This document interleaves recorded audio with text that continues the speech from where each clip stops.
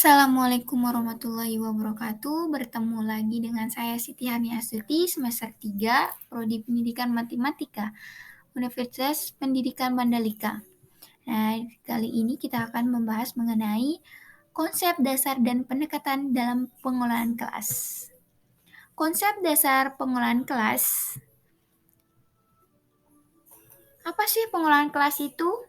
Pengolahan kelas itu merupakan proses perencanaan, pengorganisasian, pengerakan, dan pengawasan kegiatan pembelajaran guru dengan segenap penggunaan sumber daya untuk mencapai tujuan pembelajaran yang telah ditetapkan secara efektif dan efisien.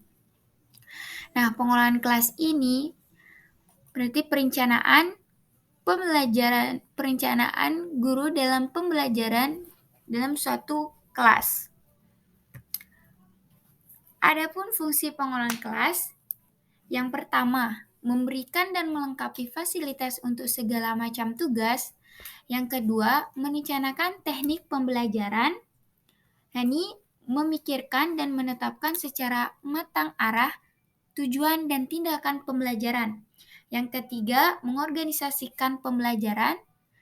Mengorganisasikan yakni menentukan sumber daya dan kegiatan yang dibutuhkan untuk mencapai tujuan organisasi. Dan yang keempat, memimpin. Memimpin yakni pemimpin harus memiliki sifat kepemimpinan dan kepribadian yang tepat menjadi suri tauladan. Dan yang kelima, mengendalikan, yakni memastikan bahwa aktivitas sebenarnya sesuai dengan aktivitas yang direncanakan. Tujuan dari pengolahan kelas ini menciptakan suasana atau kondisi kelas yang memungkinkan siswa dalam kelas tersebut dapat belajar dengan efektif. Nah, pendekatan dalam pengolahan kelas. Dalam pengolahan kelas ini ada 7. Yang pertama, pendekatan otoriter. Pendekatan otoriter merupakan pendekatan yang menempatkan guru dalam peranan menciptakan dan memelihara ketertiban di kelas dengan menggunakan strategi pengendalian. Otoriter ini lebih ke disiplin. Yang kedua, pendekatan intimidasi.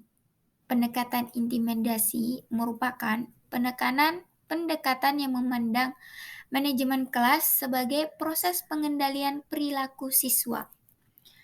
Nah, intimidasi ini berupa ancamannya berupa yang positif, tidak negatif. Dan yang ketiga, permisif. Pendekatan permisif ini merupakan suatu proses untuk membantu siswa agar merasa bebas untuk mengerjakan sesuatu kapan saja dan di mana saja. Nah, pendekatan permisif ini lebih ke bebas untuk mengerjakan sesuatu. Nah, yang keempat, instruksional. Pendekatan instruksional ini merupakan pendekatan yang mendasarkan kepada pendirian bahwa pengajaran yang dirancang dan dilaksanakan dengan cermat akan mencegah timbulnya sebagian besar masalah manajerial kelas. Nah, instruksional ini bisa mencegah timbulnya sebagian besar masalah material kelas. Dan yang kelima, pendekatan kelompok. Pendekatan kelompok ini merupakan pendekatan yang mengutamakan pengaturan dan mengoptimalkan interaksi antar peserta didik dalam suatu kegiatan kelompok untuk mencapai tujuan pembelajaran sehingga proses belajar mengajar dapat berjalan efektif dan efisien. Nah, dalam kelompok ini ada berupa moderator, notulen, dan pemateri dan pendengarnya. Dan yang keenam, pendekatan sosio-emosional. Pendekatan sosio-emosional ini merupakan cara pandang yang menganggap bahwa kelas yang kondusif dapat dicapai dengan menciptakan hubungan yang harmonis antara guru dengan peserta didik serta antar peserta didik.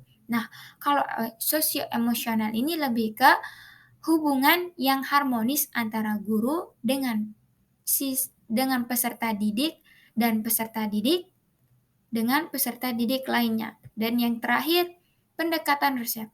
Pendekatan resep merupakan sebuah pendekatan manajemen kelas yang berupa serangkaian daftar dan petunjuk tentang apa yang hendak dilakukan dan tidak dilakukan dengan mempertimbangkan kondisi di kelas. Nah, resep ini juga bisa merupakan daftar pembelajaran. Nah, terima kasih. Semoga bermanfaat untuk semuanya. Assalamualaikum warahmatullahi wabarakatuh.